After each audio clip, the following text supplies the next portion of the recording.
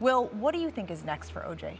Well, before we start talking about what the world would offer OJ and how the world would treat OJ, can we first, just for a minute, talk about the way we expect OJ to treat the world?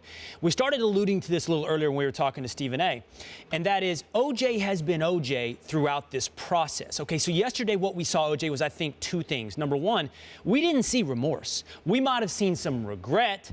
The apologies were in the form of like, I wish I hadn't been in that situation, or I wish I hadn't received this phone call from Riccio. I wish this, and that. I'm sorry these things happened. The apologies were like a 9-year-old qualifying it without fully accepting responsibility.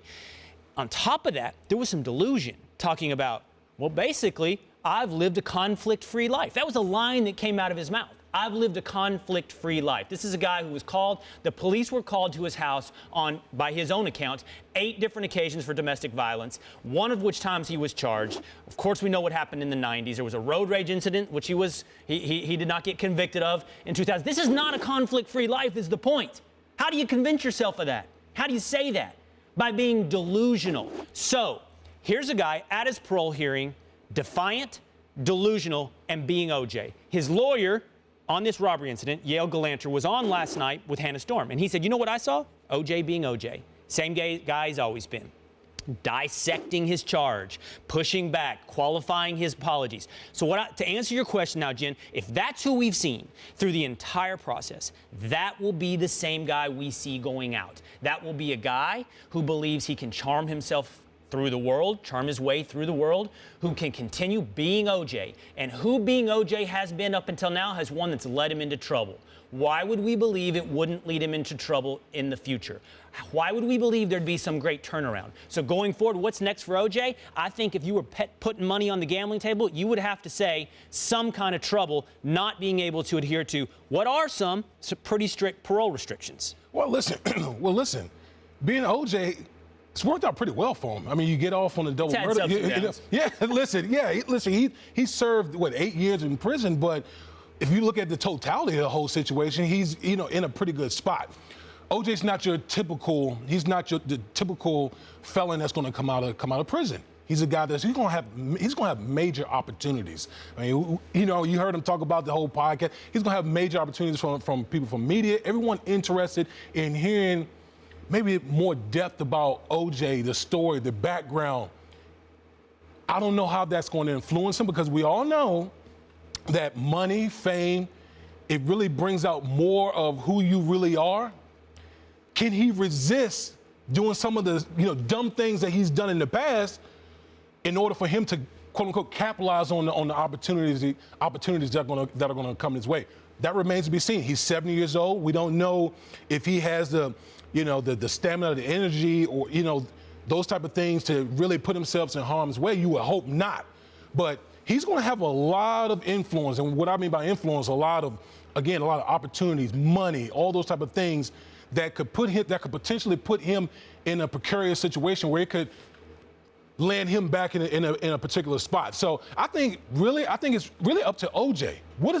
How does he handle, quote unquote, success for him? And what I mean by that is, like I talked about, the opportunities that are going to come his way. And yet someone only gets those opportunities if there is an insatiable desire to have that person, for access to that person. How is the American public complicit in OJ getting those opportunities and seizing them? How? I don't know. Because we have a psychosis? Because we have a serious problem on our hands as a society, because we're an embarrassment to ourselves, because we get fixated upon things that, I don't know, at least we have some communal interest in, or are virtual car wrecks on the side of the road, because we can't help but bend our necks and look at it. Yeah, it's an incredible indictment on us.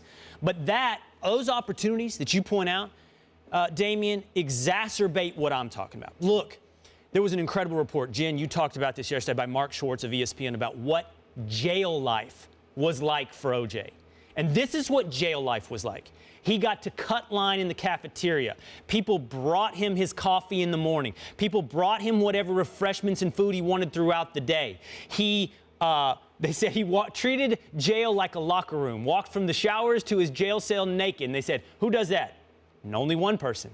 OJ. The guards were there for OJ. When something went down in the yard, the first task was, where's OJ? No one stepped up to OJ. No one ever challenged OJ. He was a celebrity in jail. And what you're telling me is, you know what happens when OJ gets out of jail? Celebrity, more opportunities. Absolutely. Because of this sick society, we have more attention, more focus, more opportunities. And what did that do in OJ's life up to now? He got to be OJ. He got to be, at the very least, narcissistic and self-involved, at the very most sociopathic, working his way through celebrity and opportunity and trial and getting most of the time off free. And then he's going right back into what? The same environment. Well, actually worse. Well, absolutely. I think that plays into your outrage, right? Because, you know, everyone is sitting here, when is OJ really going to pay for his crimes? Big part of that is because America has sensationalized OJ, his whole story, because he touches on so many different aspects of our society. So for OJ, he's really never paid the price, because he's been given so many opportunities for him to be able to capitalize. And it's only going to increase once he comes out of prison. I've heard now several times his age mentioned as though that may mellow OJ and it may help him stay out of quote-unquote trouble. I'm not sure that brashness and a lack of self-awareness evaporates the older you get. No. And I think what Stephen A. and Damien's has referenced as well, what Stephen A. is talking about is you probably still have the brashness. You definitely still have the lack of self-awareness. Do you have the ability to actually execute on those? Might diminish with age. I'll tell you what, the criminal justice system does take that into account. You know, I mean, with age comes something, I don't know, wisdom. A mellowness? I don't know, some of the older people I have are the ones that kind of have no regard for social mores.